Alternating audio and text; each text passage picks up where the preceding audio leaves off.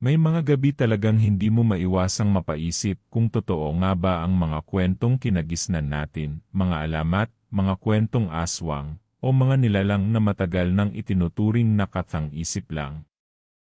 Pero paano kung may isang kwento na hindi mo basta-basta kayang isantabi? Isang kwento na hindi lang basta narinig, kundi mismong naranasan. Ito ang kwento ni Ate Rowena, isang tahimik na ginang mula sa lalawigan ng Laguna, na halos bumaligtad ang mundo matapos niyang makilala ang isang binatang tila hindi basta tao, ang binatang may-ari ng mutya ng pangil at apoy.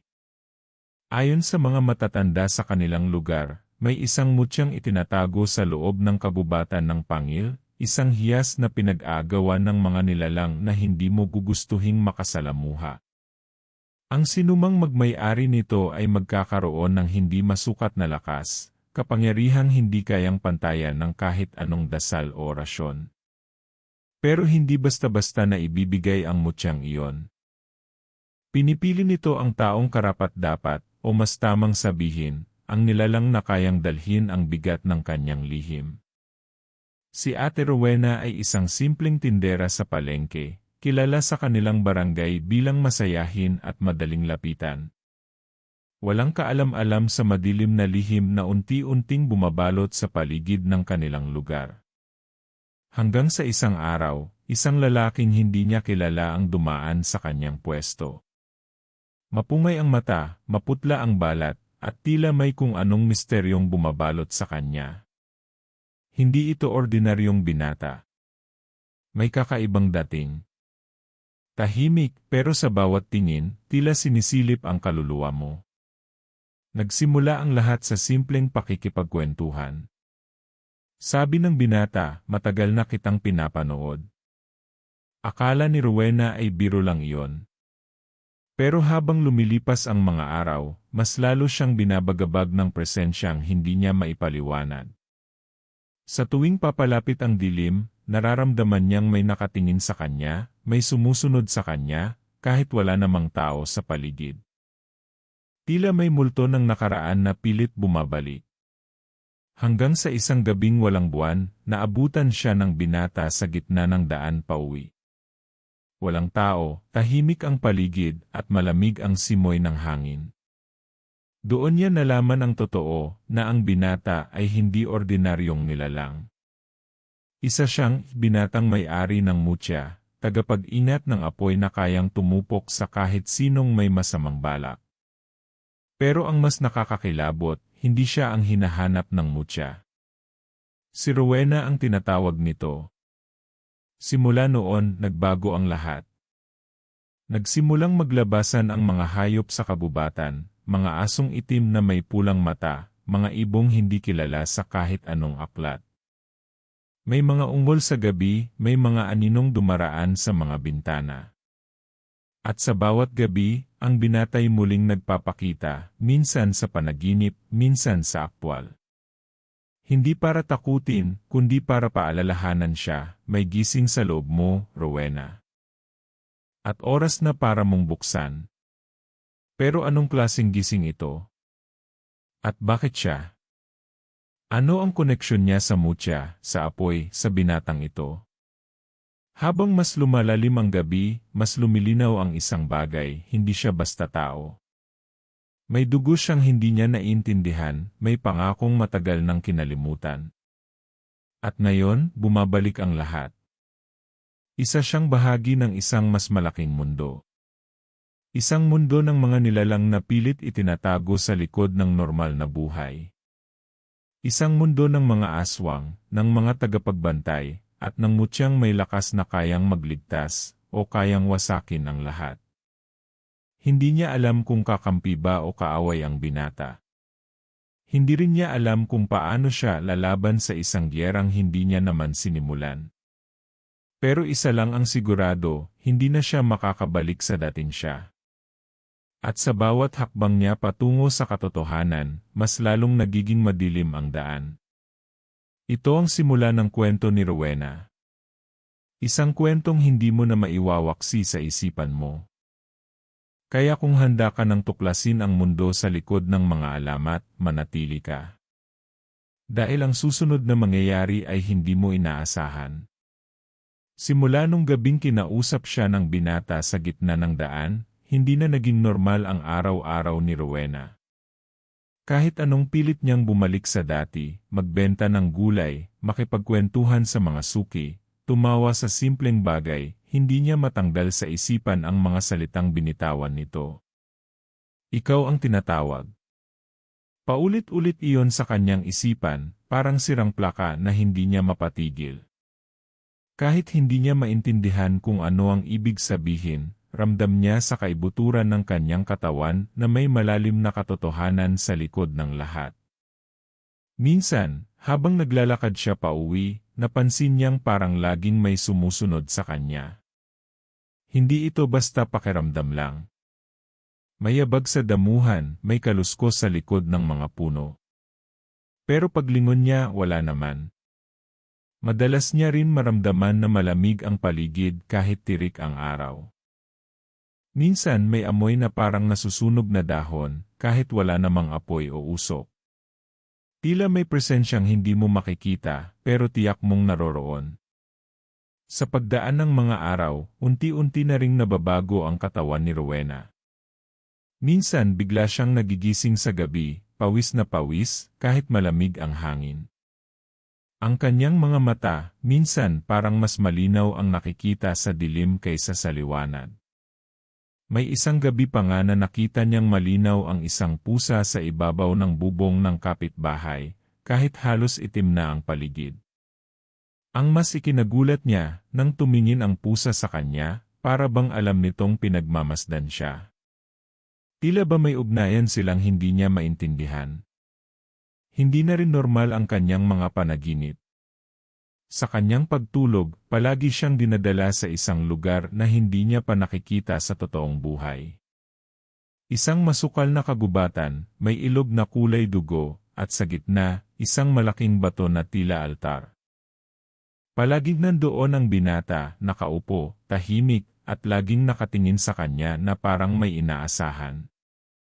Nasa loob mo ang sagot, lagi nitong sinasabi, pero hindi niya alam kung anong sagot ang tinutukoy. Nagsimula na ring magtanong ang mga tao sa paligid niya. Bakit ka laging tulala, Rowena? Parang ang putla mo na, Ayos ka lang ba? At hindi niya masagot. Kasi kahit siya, hindi rin niya alam kung ayos pa ba siya.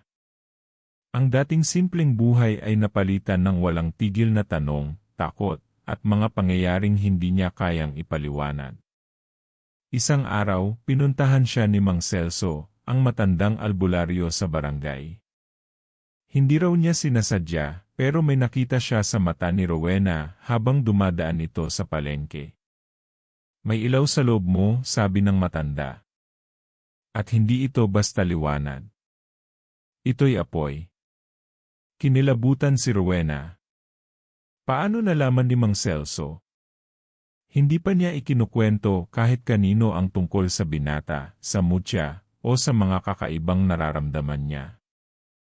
Ikinuwento ni Mang Celso ang matagal ng alamat tungkol sa mutya ng pangil, isang bato na sinasabing may taglay na apoy ng sinaunang espiritu.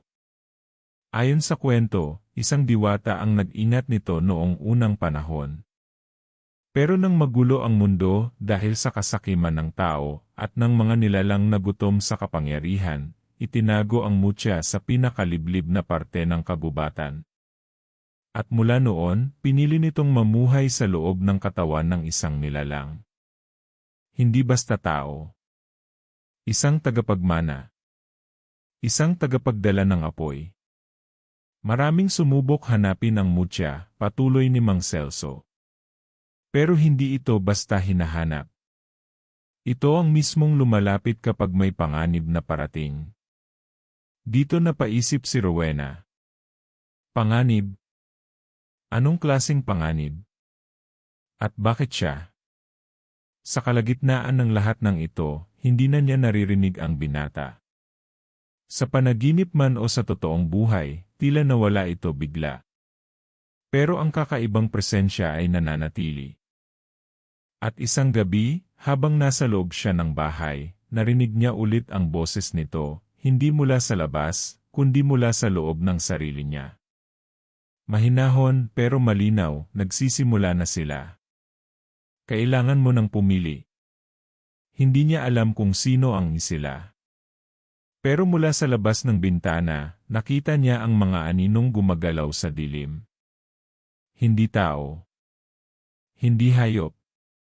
Mga nilalang na tila amoy patay ang katawan. At ang mas nakakagimbal, tila pamilyar ang isa sa kanila. Isang mukhang matagal nang nawala o dapat nang patay. Hindi pa tapos ang lahat. Sa totoo lang, nagsisimula pa lang. At sa bawat gabing lumilipas, lalong lumalalim ang misteryo. Sino si Rowena? Ano talaga ang mutya ng pangil at apoy? At bakit biglang muling nabuhay ang isang kwentong akala ng lahat ay alamat lang? Sa susunod mong pagdinig ng kaluskos sa labas ng bahay mo, siguruhin mong hindi ito nagmula sa nilalang na matagal nang nag-aabang sa dilim. Nang gabing muling narinig ni Rowena ang boses ng binata mula sa loob ng kanyang isipan, hindi na siya nakatulog. Buong magdamag siyang nakatitig sa kisame, pilit inuunawa kung ano ang ibig sabihin ng mga salitang binitawan nito. Nagsisimula na sila. Kailangan mo nang pumili. Sino ang nagsisimula? At anong klaseng pagpili ang kailangan niyang gawin? Lalo lang naging mabigat sa dibdib ang lahat. Parang bawat oras ay unti-unting nagpapalim ng liwanag sa paligid niya. Kinabukasan, pinilit niyang kumilos ng normal. Nagbenta pa rin siya sa palengke, umiti sa mga suki, at nagkunwaring ayos lang ang lahat. Pero sa bawat ngiti, sa bawat tawanan ng mga tao sa paligid, tila may gumuguhit na lamig sa batok niya. Hindi niya maalis ang pakiramdam na may nagmamasid. Hindi lang basta isang nilalang. Marami sila. At hindi lahat ay nakikita ng mata. Dito pumasok si Liza, ang matalik niyang kaibigan mula pa pagkabata. Matagal nang nasa Maynila si Liza, pero umuwi ito ng biglaan, walang babala. Ayon kay Liza, panaginip daw ang dahilan ng kanyang pagbalik.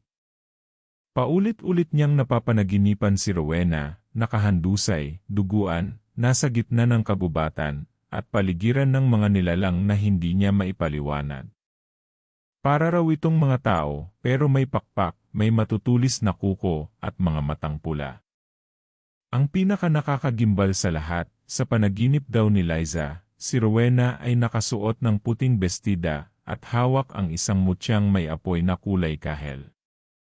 Hindi na napigilan ni Rowena ang sarili.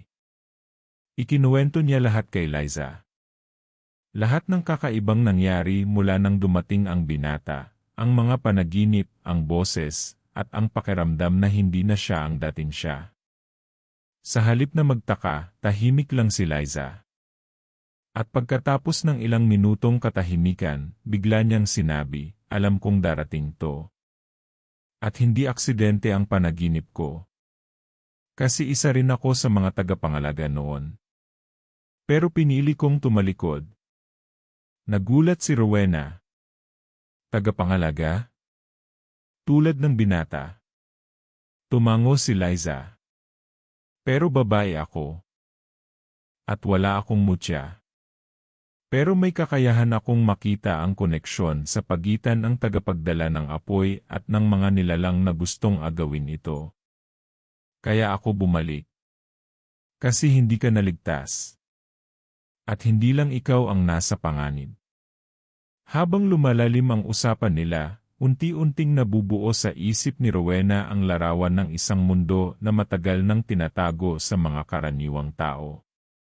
Mundo ng mga nilalang na tinatawag na alagad ng gabi, mga dating tao na pinili ng kadiliman kapalit ng kapangyarihan.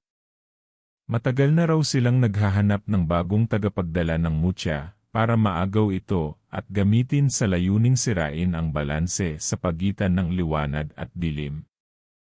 Samantala, sa kabilang bahagi ng kagubatan, nagtitipon ang mga nilalang.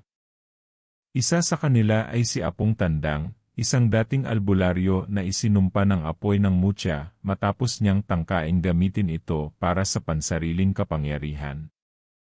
Ngayon, isa na siyang nilalang ng gabi, ngunit nananatiling matalino at tuso. Ayon sa kanya, si Rowena raw ang huling hadlang para sa muling pagbabalik ng mutya sa kanilang kontrol. Ang apoy ay nasa kanya na, anya, pero hindi pa niya alam kung paano ito gamitin. At diyan tayo papasok. Takutin siya. Sirain ang paniniwala niya sa sarili. Pilitin siyang isuko ito. Habang lalong lumalapit ang panganib, hindi rin mapakali si Rowena. Kahit anong lakas ng loob niya, hindi niya maiwasang matakot. Hindi niya alam kung paano ipagtatanggol ang sarili, lalong-lalo na ang buong barangay. Lahat sila'y walang kaalam-alam sa nagaganap. At kung totoo ngang may digma ang darating, paano niya ito haharapin? Dito muling nagpakita ang binata. Hindi sa panaginip kundi sa aktwal na anyo. Lumitaw siya sa gilid ng ilog kung saan madalas magpunta si Rowena noong bata pa siya. Tahimik lang ito, pero ramdam ang bigat ng kanyang presensya. May oras ka pa, sabi niya. Pero kailangan mong magdesisyon. Ang apoy ay hindi para sa mahina ang loob. At ngayon, sinusubukan ka na nila. Sa mga sumunod na araw, nagsimula ng masira ang katahimikan ng barangay. May mga hayop na nawawala, may mga taong natatagpuang parang inatake ng ligaw na hayop, pero walang bakas ng kagat o sugat. May mga batang biglang nagkakasakit ng walang paliwanag. At may mga ilaw na namamatay kahit bagong kabit. Lahat ito ay tila babala. Simula pa lamang ng isang mas malaking bangungot. Sa gitna ng lahat, si Rowena ay nananatiling tahimik. Pero sa loob niya may apoy na unti-unting nabubuhay. At sa bawat tibok ng puso niya, alam niyang papalapit na ang gabi kung kailan kailangan niyang pumili, kung ililigtas ba niya ang kanyang sarili, o ang mundong hindi niya kailanman inakalang magiging bahagi siya. Mula nang magsimula ang sunod-sunod na kakaibang pangyayari sa kanilang barangay, lalong naging madalang ang tulog ni Rowena. Kahit nakapikit siya, gising ang diwa niya, alerto sa bawat kaluskos, bawat aninong dumaraan sa labas ng bahay. Liza, na ngayon ay naninirahan na rin pansamantala sa kanila, palaging nakaabang, palaging may hawak na maliit na bote ng langis at dahon ng alagaw, mga gamit pangdepensa sa mga nilalang ng gabi. Pero kahit ang mga ito, tila unti-unti nang nawawalan ng bisa. Mas malalakas na ang dumarating. Mas tuso. Mas gutom. Isang gabi habang umuulan, narinig nilang muli ang yabag sa labas ng bahay. Mabagal. Mabigat. Parang hindi hakbang ng tao. Sabay silang napatingin ni Liza sa bintana. Wala. Pero sa loob-loob nila, alam nilang hindi na sila ligtas. Isinara nila ang mga ilaw. Pinatay ang kalan. At sa katahimikan, narinig nila ang tunog ng kuko sa bubong. Kinakalmot. Hindi marahas, pero sapat para magpahiwatig, andito na kami. Sa gitna ng dilim, muling nagpakita ang binata. Pero iba na ang kanyang anyo. Mas seryoso ang mukha. Ang kanyang mga mata, dati malumanay, ngayon nagniningas na parang apoy. Wala na tayong oras, anya. Kinakain na nila ang paligid. At sa susunod, ikaw na ang pakay. Habang lumalalim ang gabi, dumalaw si Mang Celso, dala ang isang balot ng lumang kasulatan. Inilatag niya ito sa mesa. Isang sinaunang mapa ng kagubatan ng pangil, may mga marka at simbolo na hindi madaling maintindihan.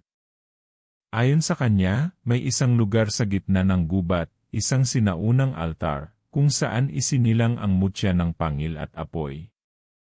Doon nagmumula ang lahat. At ayon sa tanda, kung nais ni Rowena na tuluyang magising ang lakas sa loob niya, kailangan niyang magpunta roon. Pero delikado. Hindi lang dahil sa layo, kundi dahil binabantayan na ito ng mga alagad ng gabi. Hindi makapaniwala si Rowena. Bakit ako? Tanong niya. Ano bang meron sa akin na wala sa iba?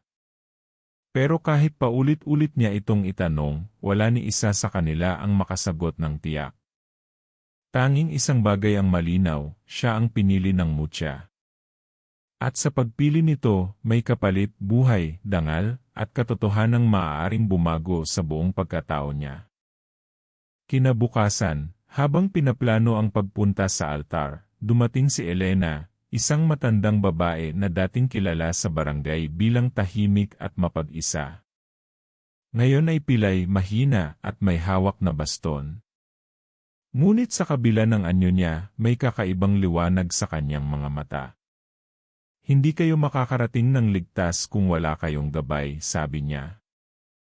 Ako ang huling bantay ng landas papunta sa altar. At sa tagal ng panahon, ngayon lang ulit nagising ang apoy. Kasama si Elena, si Rowena at Liza ay naghanda. Nagdala sila ng pagkain, tubig, at ilang gamit pang depensa. Paglabas pa lang nila ng baryo, ramdam na agad nila ang pagbabago. Mas malamig. Mas tahimik. Parang may mga matang nakatitig sa kanila mula sa loob ng gubat. Ang mga puno mas dikit-dikit. Ang mga dahon tila gumagalaw kahit walang hangin. Ang liwanag ng araw tila hindi tumatagos. Habang binabaybay nila ang kagubatan, mas marami pang kababalaghan ang kanilang naabutan. May mga punong pumuputok ng abo, may mga ibong may dalawang ulo, at mga tunog ng bulungan na parabang nanggagaling sa ilalim ng lupa. Isang beses, may batang babae na biglang sumulpot sa harap nila, duguan ang damit at walang mukha. Ngunit nang lumapit sila, bigla itong naglaho. Hindi lahat ng nakikita dito ay totoo, paalala ni Elena. Pero hindi ibig sabihin noon, wala silang kapangyarihan. Sa kalagitnaan ng kanilang paglalakad, biglang huminto ang binata sa harap nila. Galit na galit ang tingin nito kay Elena. Bakit mo sila dinadala, usal niya. Hindi pa siya handa. Ngunit tumayo si Elena sa harap ni Rowena at marahan niyang sinagot, hindi mo na siya kayang itago. Napili na siya ng apoy. Ang kailangan na lang ay tapang para tanggapin ito. Ngunit habang patuloy ang pagtatalo, nagsimulang manginig ang lupa. Tumigil ang hangin. Ang mga ibon ay sabay-sabay na lumipad paalis. At mula sa madilim na bahagi ng kagubatan, unti-unting lumitaw ang mga nilalang. Mabibilis, matatalas ang mga ngipin, may mga pakpak na tila gawa sa usok. Hindi na sila nagtatago. Nasa harap na sila ni Rowena, at tila handa nang simulan ang pinakatotoong laban. Pero bago pa man siya makagalaw, naramdaman ni Rowena ang matinding init sa kanyang dibdib. Parang may apoy na pilit sumisiklab. At sa kabila ng takot, hindi siya umatras. Hindi siya tumakbo. Dahil sa kauna-unahang pagkakataon, naramdaman niya ang koneksyon sa mutya, sa apoy, at sa kung sino talaga siya. Pero hindi pa tapos ang lahat. Dahil sa likod ng mga nilalang, may isang nilalang na mas malakas, mas matanda, at mas mapanganib. At ito ang tunay na dahilan kung bakit nagsimula ang lahat. Sa likod ng mga nilalang, sa gitna ng kadiliman ng kabubatan, isang figura ang unti-unting lumitaw. Mataas, payat, at balot ng itim na balabal na parang hinabi sa usok at abo. Hindi ito naglalakad, tila dumudulas sa lupa habang papalapit, at sa bawat hakbang ay nalalanta ang mga damo sa paligid. Ang mga alagad ng gabi ay biglang tumahimik, yumuko, at tila nagbigay daan sa bagong dumating. Si Rowena, bagamat ramdam ang mainit na apoy sa kanyang dibdib, napaatras. Hindi dahil sa takot, kundi dahil sa biglang kilalang dumampi sa kanyang alaala, ang anyo ng figurang ito ay pamilyar. Hindi yan maaari, mahina niyang bulong, habang nakatitig sa nilalang. Sa tabi niya, si Liza ay nanlalamig. Si Elena ay tahimik ngunit naninigas ang katawan, tila kinikilala rin ang presensya ng bagong dating. At ang binata, ang tagapagbantay ng apoy, ay hindi makatingin ng direkta. Siya ang dating tagapagdala, sabi ni Elena sa halos hindi marinig na tinig. Napalingon si Rowena. Anong ibig mong sabihin? Elena, putol ng binata, huwag mo na siyang buluhin pa. Ngunit huli na. Ang figura ay huminto ilang hakbang mula sa kanila. At sa unang pagkakataon, inalis nito ang balabal na tumatakip sa kanyang mukha. Bumungad ang isang babaeng may matang walang kulay, balat na maputla ngunit hindi kupas, at mahabang buhok na parang alon ng usok. At doon, sa isang iglap, napatitig si Rowena, sapagkat hindi na niya kailangang marinig ang pangalan nito para makilala. Ina, halos pabulong niyang nasambit. Ang nilalang na pinakatakot-takot sa kanilang lahat ay walang iba kundi ang ina ni Rowena, si Rosario, ang babaeng matagal nang pinaniniwalaang namatay sa isang aksidente sa ilog, 15 taon na ang nakalilipas. Ngunit heto siya ngayon, buhay at hindi naganap na tao. Si Rosario, ang dating tagapagdala ng mutya ng pangil at apoy, ay hindi namatay, pinili niyang isuko ang apoy kapalit ng kapangyarihan at buhay na walang hanggan. At ngayon, siya na ang pinuno ng alagad ng gabi. Huwag ka nang magulat, anak, wika ni Rosario, malamig ang boses ngunit may halong lambing na pilit niya pa ring sinasanay. Matagal na kitang sinusubaybayan. At alam kong darating ang araw na ikaw ang pipiliin ng apoy. Dahil nasa dugo mo ito. Tayo ang pinagpala.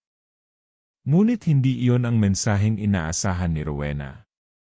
Galit at pagkasuklam ang una niyang naramdaman. Bakit mo ako iniwan? Bakit mo pinabayaan si Papa? Bakit ka naging ganito? Napangiti si Rosario, ngunit ang ngiting iyon ay may sakit. Hindi ako pinili ng kadiliman agad. Pinilit kong labanan. Pero ang mundo ay hindi kasing itim at puti ng mga kwento. Kapag nakita mo na kung paano nila pinapabayaan ang tagapagdala kapag wala na silang silbi, matututo kang kumapit sa kung sino man ang may tunay na lakas. At ngayon, anak ko, ako na ang may hawak ng gabi. At ikaw ang magiging susi para mabawi ang apoy. Hindi makapaniwala si Rowena. Ang laban na pinaghahandaan nila ay hindi lang tungkol sa liwanag at dilim, ito ay laban ng dugo, ng pamilya. Ang ina na matagal niyang pinangarap muling makita ay ngayon ang kanyang magiging pinakamalaking kalaban. At ang kanyang pagiging tagapagdala ng mutya ng apoy ay hindi lang tungkulin, kundi isang sumpa na konektado sa kasaysayang matagal nang sinubukang itago sa kanya. Hindi kita susundan, sagot ni Rowena, kahit nanginginig ang tinig niya. Kahit anong sabihin mo, hindi ako magiging katulad mo. Nagbago ang anyo ni Rosario. Ang lambing sa kanyang boses ay biglang naging malamig, parang walang kaluluwa. Kung hindi mo kami sasamahan, kami ang kukuha ng apoy, kahit pilitin ka pa. At hindi ikaw ang magiging huling tagapagdala, Rowena. Kasi meron na kaming bagong tinawag. Biglang may liwanag na dumaan sa gitna ng kagubatan. Isang batang lalaki, mga 10 taong gulang, nakasuot ng lumang bestida, at may markang pula sa kanyang palad. Siya, sabi ni Rosario, ang kapalit mo kung pipiliin mong magmatigas. At siya ang magdadala ng apoy sa bagong daigdig, isang mundong wala ng liwanag, kundi purong lakas. Bumigat ang loob ni Rowena. Ang batang iyon, kilala niya. Pamangkin niya si Gabby, anak ng kapatid niyang si Arnel. Nawawala ito 2 araw na at akala nila ay naligaw lamang.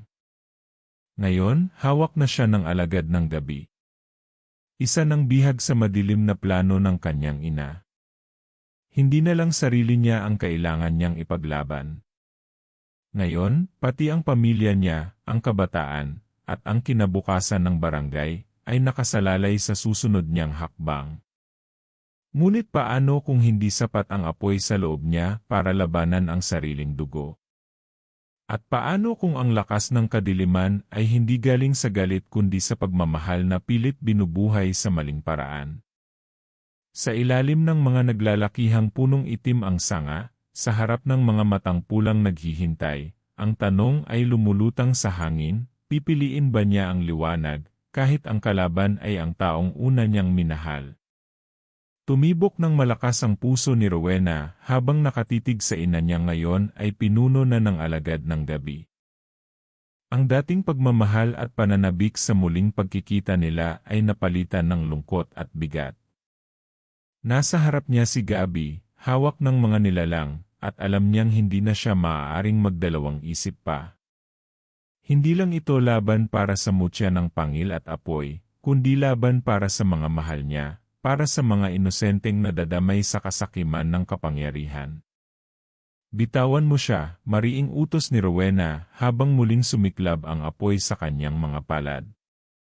Ang liwanag nito ay mainit, halos sumusunog sa hangin sa paligid nila. Nagliwanag ang paligid at ang mga nilalang ng gabi ay umatras, pansamantalang nasisilaw. Ngunit si Rosario, ang kanyang ina, ay nanatiling nakatayo, hindi natitinag. Hindi mo pa rin naintindihan, wika nito. Ang apoy na yan, hindi mo tunay na hawak. Isa lang iyang anino ng dating lakas. Ako ang may karapatang gamitin ito. Kung tunay na lakas ang ibig mong sabihin, bakit kailangan mong kontrolin ang takot ng iba? Bakit mo kailangang gamitin ang kadiliman para lang mapatunayan na karapat-dapat ka, tugon ni Rowena. Ang tunay na apoy hindi nagmumula sa galit. Galing ito sa tapang at sakripisyo. Biglang kumidlat sa kalangitan. Ang buong kagubatan ay nagliyab sa liwanag. Umalinggaw ang sigaw ni Rosario, at sa isang iglap, humugis ang apoy sa likod ni Rowena, isang aninong tila may pakpak, mata ng leon, at katawan ng babae. Ang espiritu ng mutya ay nagpakita, tumayo sa likod niya, parang sinasang-ayunan ang kanyang piniling landas. Pinili ka hindi dahil ikaw ang pinakamatapang, bulong ng espiritu, kundi dahil ikaw ang may kakayahang magmahal kahit sa gitna ng kadiliman. Mabilis ang sumunod na mga pangyayari. Si Elena, kahit mahina, ay naglabas ng bilog na bato mula sa kanyang dala. Ito ang huling selyo ng altar, sabi niya. Kung nais mong tapusin ang lahat, dalhin ang apoy dito at ikaw mismo ang magpasya kung saan ito babaling. Muling lumaban si Rosario. Itinawag niya ang lahat ng nilalang ng gabi. Pinalibutan nila si Rowena, Liza, at Elena. Ngunit sa halip na umatras, lumapit si Rowena sa altar. Hawak sa isang kamay ang apoy, at sa kabila ang kamay ni Gabi, na ngayon ay muling nakalaya. Kung ito ang kapangyarihan na matagal nang pinag-aawayan, ito na ang huling araw na pag-aagawan pa ito, sabi ni Rowena habang dahan-dahang inilalagay ang apoy sa gitna ng selyo. Bigla itong sumiklab, at isang malakas na putok ang sumabog sa paligid. Nabingi sila sa lakas ng tunog. Ang liwanag ay pumikit sa bawat sulok ng gubat. At nang lumamig ang hangin at bumalik ang katahimikan, nakita nilang nakaluhod si Rosario sa lupa, walang lakas, umiiyak. Ang kanyang balabal ay nasunog. Ang kanyang mga mata, puno ng pagsisisi. Hindi ako pinili, iniwan ako ng apoy, mahina niyang sambit. Lumapit si Rowena, at sa halip na tapusin ang kanyang ina, niyakap niya ito. Hindi kita iiwan gaya ng iniwan mo kami noon. Pero hindi mo na rin ako mapipilit sumama sa kadiliman. Habang papalabas sila ng gubat, kasama si Gabi at si Elena, tila normal na ulit ang paligid. Ang mga ibon ay kumakanta. Ang hangin ay sariwa. Ngunit bago sila tuluyang makalayo, isang malamig na hangin ang dumaan. Si Liza, na tahimik mula kanina, biglang tumigil at napatingin sa isang madamong bahagi ng lupa. Rowena, mahinang bulong niya. Yung altar hindi ito tuluyang nawala. Buhay pa. Naglakad sila pabalik at nakita nilang may natirang liwanag sa gitna ng selyo, hindi apoy, kundi malaitim na usok na paikot-ikot. Akala ko natapos na, sabi ni Rowena. Ngunit mula sa usok, may tunog na parang tawa ng bata. Isang batang babae na may itim na mata ang dahan-dahang lumitaw sa gitna ng altar. Hindi kayo ang huling tagapagdala, sabi ng bata. Ako ang susunod. Nagkatinginan silang lahat. Hindi nila kilala ang bata. Wala itong aura ng liwanag. Ngunit hindi rin ito tulad ng mga nilalang ng gabi. Isa itong bagong anyo, isang bagong pagsubok. Sa gitna ng kanilang pagkakapanalo, may bagong simula. Hindi pa tapos ang kwento. Dahil ang mutya ng pangil at apoy ay palaging pipili ng susunod. Tahimik na bumaba ang gabi sa kabubatan, at kasabay nito ang pagbagal ng tibok ng puso ni Rowena. Ang laban ay tila tapos na, pero ang presensya ng batang may itim na mata ay nananatili sa kanyang isipan. Sino siya? Saan siya nanggaling? At bakit tila siya na ngayon ang susunod na tagapagdala? Ngunit kahit puno ng tanong, alam ni Rowena na kailangan na muna nilang umalis, ilayo si Gabi, at hayaang muling manumbalik ang katahimikan sa kanilang barangay. Naglakad sila pauwi ng tahimik, ang mga bituin sa langit ay parang nagbabantay mula sa itaas. Nang marating nila ang gilid ng kagubatan, naghihintay na roon ang ilan sa mga tao ng barangay, bit-bit ang mga ilawan at dalangit na dasal. Rowena! Gabi, sigaw ng kapatid niyang si Arnel habang yakap ng mahigpit ang anak niya. Luha ang bumuhos sa mga mata ng pamilya at kaibigan. At sa unang pagkakataon matapos ang ilang araw na pagkalito, pagkatakot, at pakikipaglaban, naramdaman ni Rowena ang init ng tahanan. Lumipas ang ilang araw. Tahimik ang barangay. Parang walang nangyaring kakaiba. Pero sa puso ng ilang nakasaksi, alam nilang hindi lang basta kwento ang mga narinig nila. Totoo ang mutya ng pangil at apoy. Totoo ang mga alagad ng gabi. At totoo ring minsan, ang sariling dugo ang magiging pinakamatinding pagsubok. Pinili ni Rowena na bumalik sa simpleng pamumuhay. Pero hindi na siya dating Rowena. Nag-iba na siya, mas matatag, mas mapanuri, at mas maalaga sa kapangyarihang minsan ay tinanggap niya. Ang apoy na minsang nasa loob niya ay hindi na bumalik sa kanyang palad, ngunit nararamdaman niya pa rin ang init nito sa puso. Ang mutya ay bumalik sa kagubatan, sa altar, sa puso ng lupa, at nanahimik muli. Para bang naghihintay ng bagong tagapagdala, ngunit hindi pa ngayon. Samantala, si Rosario, ang kanyang ina, ay piniling manatili sa isang liblib na bahagi ng bundok. Hindi na siya tagapamuno at wala na ring kapangyarihan. Ngunit hindi rin siya pinarusahan. Bagkus, pinayagan siyang magsimulang muli, malayo sa mga mata ng bayan, pero malapit pa rin sa paningin ng kanyang anak. Bawat linggo, dinadalaw siya ni Rowena. Walang galit, walang tanong. Tahimik lang silang nag-uusap habang pinagmamasdan ang paglubog ng araw. Para bang sa simpleng ugnayang iyon, muling binubuo ang pira-pirasong alaala ng pagmamahal na nawala sa gitna ng dilim. Si Elena naman ay bumalik sa pagiging albularyo, mas tahimik na ngayon pero mas respetado. Marami ang lumalapit sa kanya para magpatingin, humingi ng payo, o simpleng makinig ng kwento. Pero sa bawat batang nagpapakita ng kakaibang lakas, o hindi maipaliwanag na pagkahilig sa apoy, siya ay nagiging mas mapagmatsyag. Alam niya, gaya ng alam ni Rowena, na ang kwento ay maaaring naipasa lang, hindi pa talaga tapos. Si Liza, na noon ay palaging tahimik, ay nagsimulang magsulat. Ginawa niyang kwento ang lahat ng pinagdaanan nila, hindi para takutin, kundi para paalalahanan ang mga tao na may mga bagay na hindi basta-basta nauunawaan, pero kailangang igalang. Ang kwentong isinulat niya ay tinawag niyang Binatang Mayari ng Mutya ng Pangil at Apoy. At nang mailathala ito, marami ang nabighani, pero hindi nila alam na ang bawat salita ay totoo. Isa itong paalala na sa bawat tahimik na baryo, maaaring may lihim na mas matindi pa sa mga alamat. Ang batang babae na lumitaw sa altar, wala nang nakakita sa kanya mula noon. Ngunit may mga bali-balita na minsan sa gabi, kapag sobrang tahimik ang kabubatan, may mata raw na nagliliwanag sa dilim. Hindi pula, hindi puti. Kundi kulay abo, parang usok na may buhay. Hindi nila alam kung siya ba ay darating bilang tagapagligtas o panibagong pagsubok. Ngunit ang sigurado, ang mutya ay hindi basta nawawala.